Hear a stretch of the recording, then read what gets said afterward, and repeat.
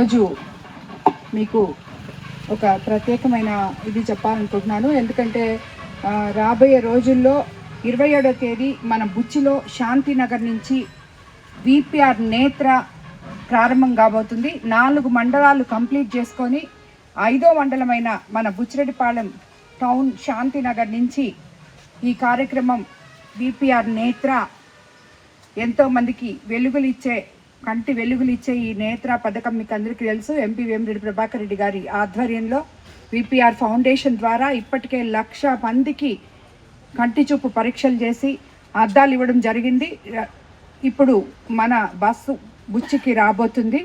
ఇదంతా అందరూ వచ్చి పార్టీలకు అతీతంగా ఇందులో పాల్గొని మీ కంటి చూపుని పరీక్షించుకోవాలని చెప్పి అద్దాలు అక్కడికక్కడే 15 నిమిషాలు ఇస్తా తీసుకోవాలని చెప్పి కూడా తెలియజేసుకుంటున్నాను. ఇంకొకటి ఏంటంటే చాలామంది నా దృష్టికి తీసుకొచ్చారు. చాలామంది భవన కార్మికులు, అలాగే రియల్ ఎస్టేట్ వాళ్ళు, అలాగే కన్స్ట్రక్షన్లో ఉన్న వాళ్ళు, అలాగే రోజువారీ కూలీలు, ఎస్సీలు వీళ్ళందరూ కూడా చాలా ఇబ్బంది పడుతున్నామని చెప్పారు. దానివల్ల మొన్ననే ముఖ్యమంత్రి చంద్రబాబు నాయుడు గారు కూడా అందరికీ తెలియజేసుకున్నారు.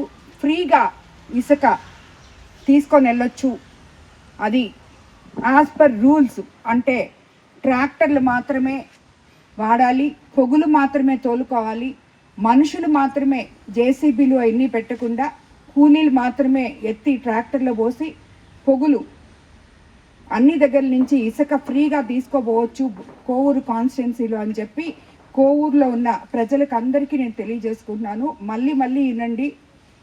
ఇలా చెప్పానని చెప్పి టిప్పర్లు పెట్టడం, రాత్రిళ్ళు ఎత్తితే పోలీస్ మీ వెనకాలే ఉంటుంది. ఇమీడియట్గా ఎవరినైనా కూడా అరెస్ట్ చేస్తారు, బండ్లు సీజ్ చేస్తారు.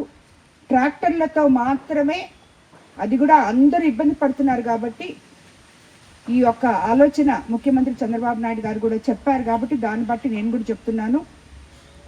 ఇసుక ట్రాక్టర్లో తీసుకోండి, ఉదయం 6 నుంచి 6 గంటల వరకు తీసుకోండి. కూలీలు మాత్రమే ఎత్తాలి, అందరికీ వాళ్ళకి జీవనాధారం కూడా ఉంటుంది కాబట్టి ఈ నిర్ణయం తీసుకోవడం జరిగింది. కాబట్టి మరోసారి ఎక్కడ తప్పు జరగకుండా ఈ సిస్టమ్ని పాల్గొనాలని చెప్పి మళ్ళీ మీరు నా దగ్గరకు వచ్చి అమ్మ వాళ్ళు పట్టుకున్నారు, తప్పు చేస్తేనే పట్టుకుంటారు, తప్పు చేయకుండా అందరూ వాడుకోండి అని చెప్పి తెలియజేసుకుంటాను. ధన్యవాదాలు.